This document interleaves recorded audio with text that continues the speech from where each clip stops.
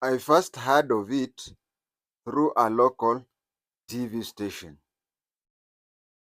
I did not believe it. A politician from Garrisa was complaining. I did not believe it, but had to do some checkup.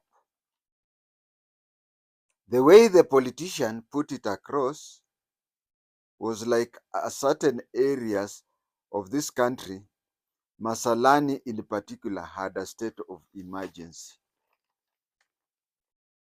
Similar to the state of emergency in the northeastern province in the 60s, 70s, and 80s. I experienced the state of emergency in the 60s, 70s, and 80s in northeastern because in the 60s, to be specific, 1967, although I was very young, my father was the third most senior police officer in Isiolo called SOA. That was in the 60s. I experienced it in the 70s because in 1971 and 72, my father was the overall police boss in Wajir, OCPD, that is 1971 and 72. I experienced in 80s twice. I experienced earlier on when my father was the provincial CID officer, Northeastern Province. And later on, I was an intelligence officer, special branch officer in both Wajir and Mandera. So I know what state of emergency is, and I know what state of emergency is in Northeastern. So he wanted, the way the politician put it across was like certain areas in this country, specifically Masalani, had a state of emergency. Nothing could be further from the truth. It is not that way. In fact, I will try to simplify the situation in a layman's language. You will find that in most of my posting, there are even occasions when people who know something like either below me or equal to me or even more than me, they try to interact with me at that high level. But I've always said that anything that I use in social media, I usually look for that one person there who has completely no idea of what is happening, and whom at the end of our discussion, he or she would really know, would be conversant. Yeah, the word I was looking for was conversant. He or she would be conversant with the situation to an extent that you would think that he or she has lived in the area.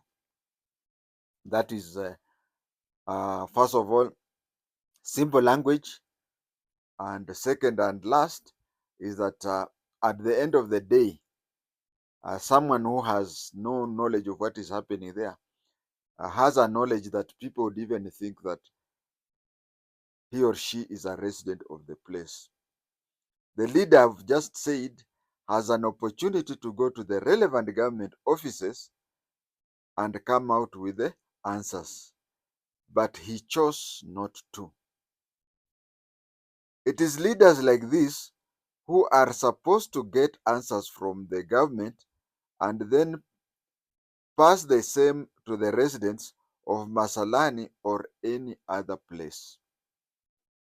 He chose the easier way out.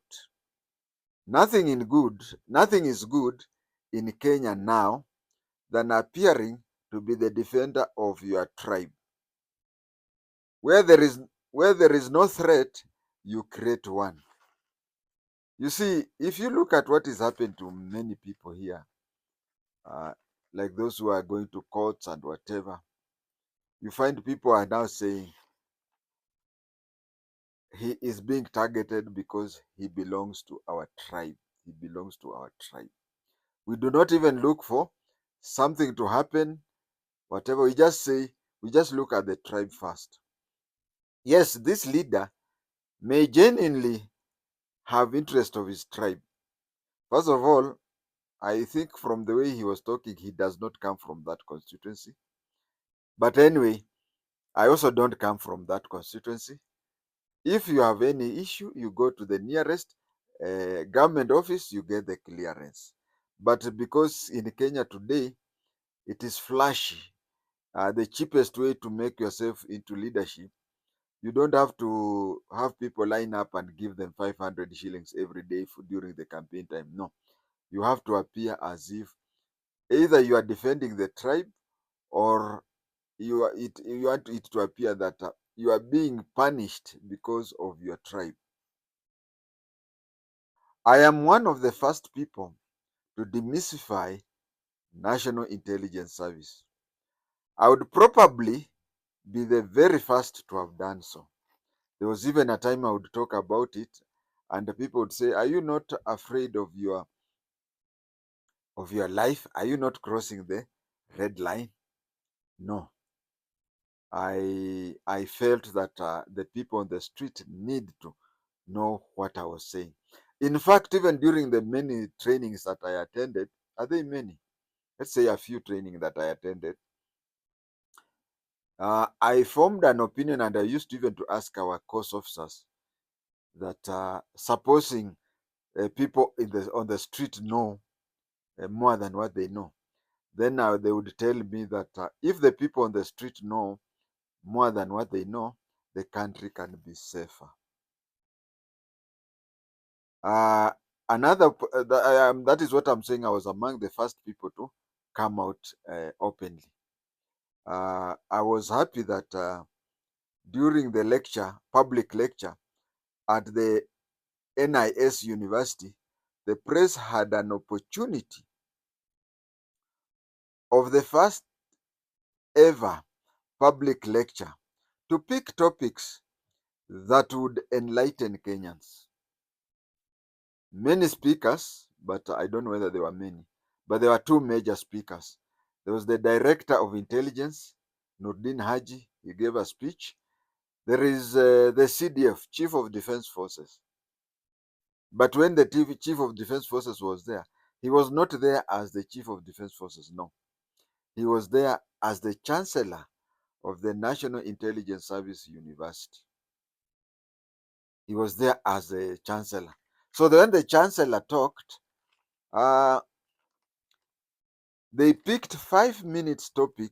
They picked a 5 minutes topic that he had talked, and spent 95% of their space talking about when the chancellor, or can I say CDF, talked of the must go issue. They forgot at all to try, and we used to have a peace. Okay, we still have, but those days there were cases when a civilian could go to the police station, or a civilian could go to AP camp.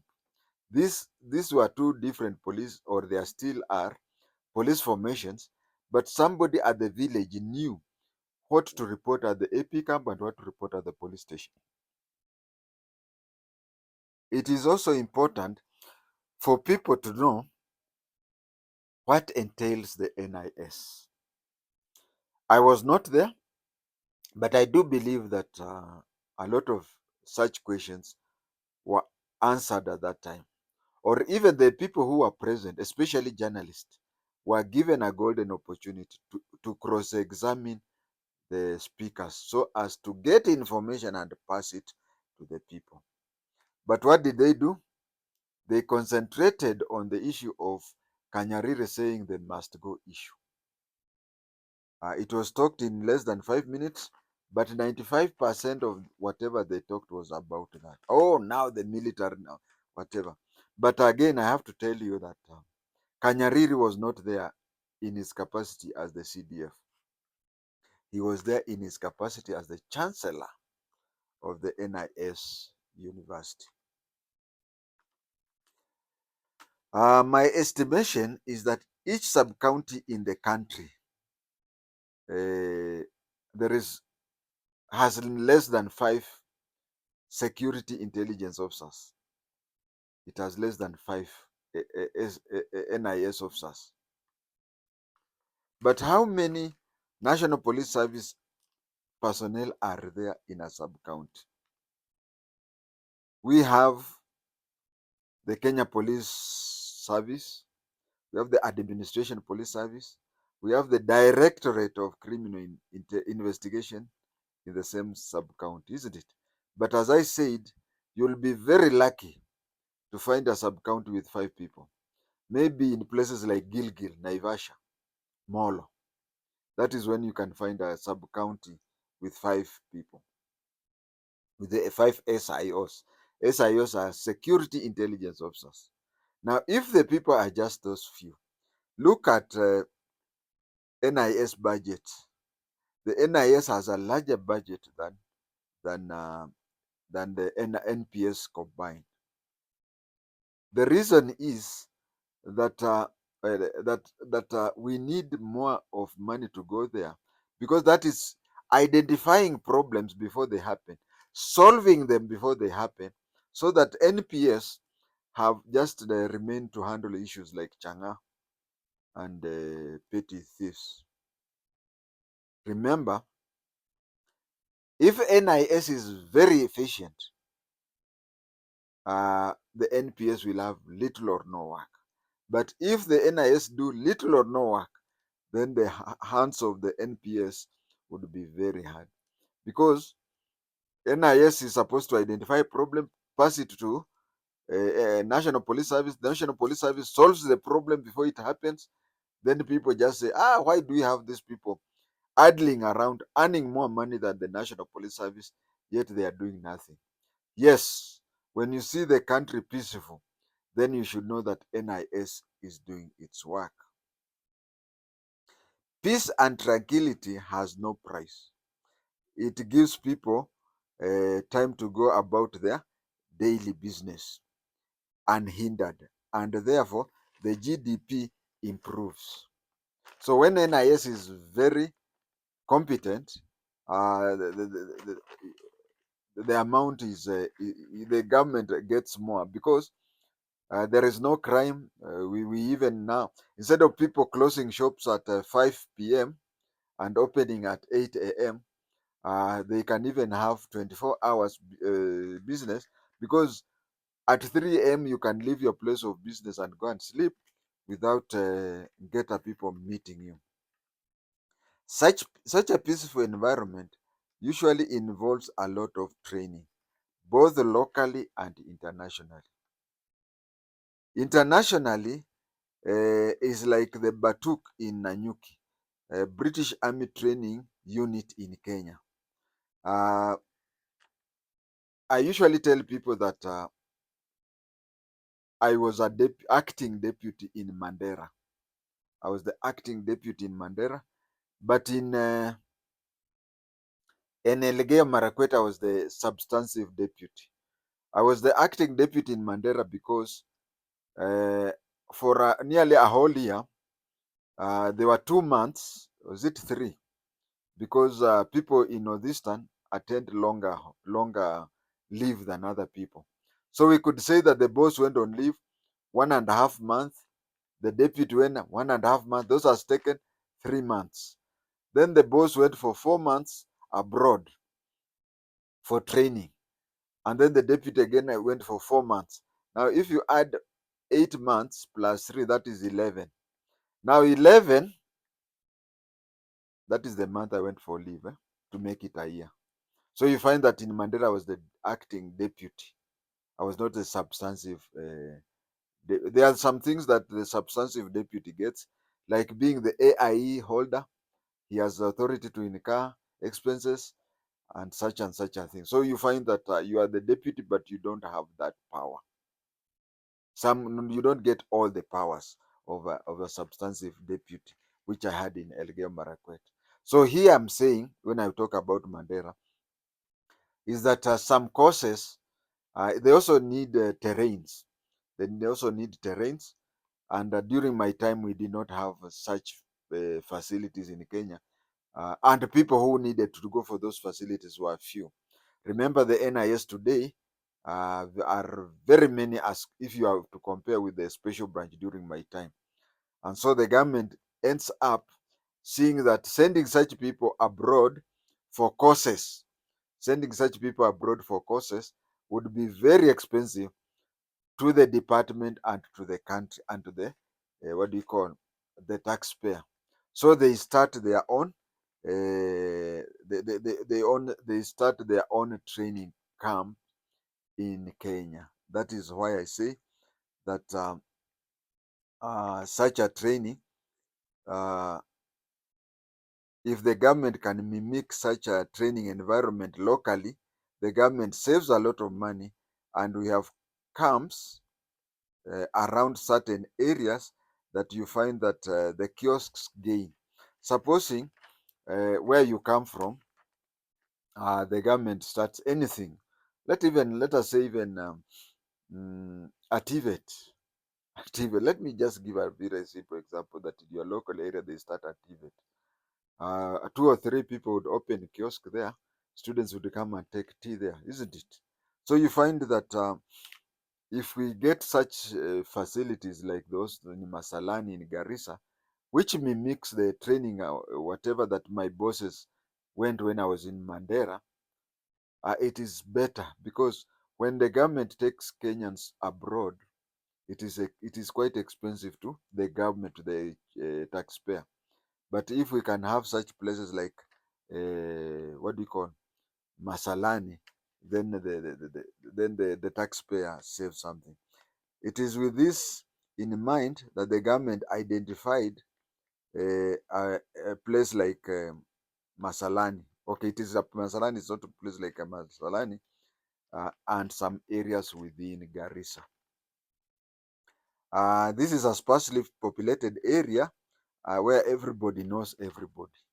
You see, if you have a training camp, and especially military and intelligence, entrance and leaving that place has to be controlled because whatever happens, those areas are restricted. Those of you who have gone near military camps, you'll find that there are notices there that no taking photograph or recordings within this area. So that one, in a very brief way, I would say that it is making Masalani be it is making Masalani be more or less a military place, a military camp. And you find a place like Masalani, the good thing about it is that everybody knows everybody, and strangers can be quickly identified.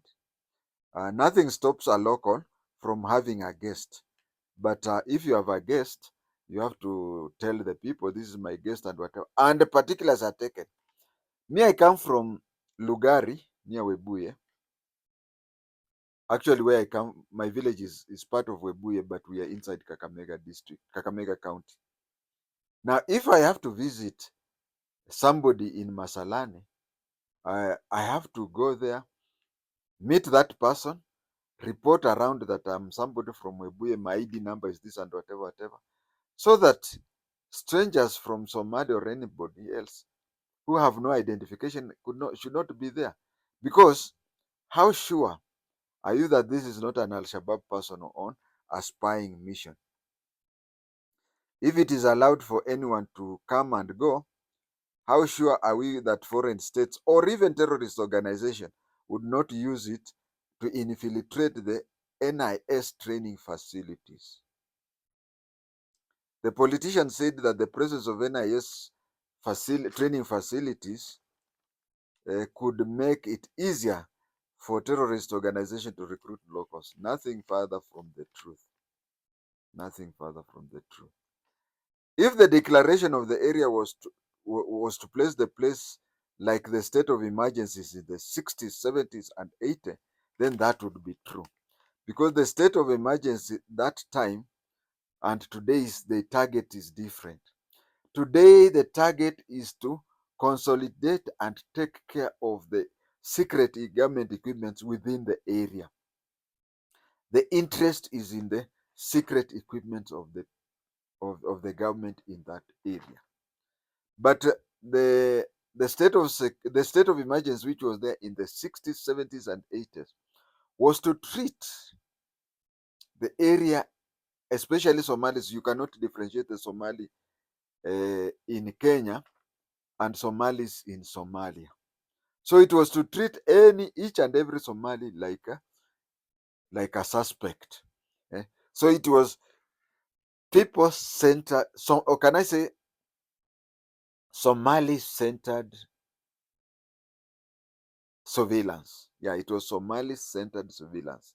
But today, it is the equipment centered surveillance, such that the government wants to know who who is this person who does not stay around, who is coming. And again, if you visit that place regularly, the NIS will have tried to investigate. You see, even in Nairobi, you start visiting your relative daily, daily, daily. He may not tell you, but he'll start wondering, doesn't this fellow have anything else to do? And again, what I would try to say is that since the 60s, the target was on the people. So the people became hostile too. But now the target is on the equipment that has been placed there, such and such a thing. Do we have to have strangers to come? And you see, some strangers are very funny. Just goes around with a phone, photographs or something that looks suspicious, takes it to Al Shabaab or Al Qaeda, and Al Qaeda will know that whatever. So this is the thing: is to protect the equipment and the facilities and the area that is being used for training of NIS. I think I've repeated that several times. Uh, that is what I want to say. So, whatever is happening is so as to protect the training area, to protect the training area. But then, as I have seen in many of my social media posts that I have interacted with, uh, sometimes I don't have to condemn such people, although I get sometimes concerned. But it is in such a situation when they introduce such topics that I get, or not only me, but anybody else who is well placed gets an opportunity to express it. Remember, I usually express it in a layman's language.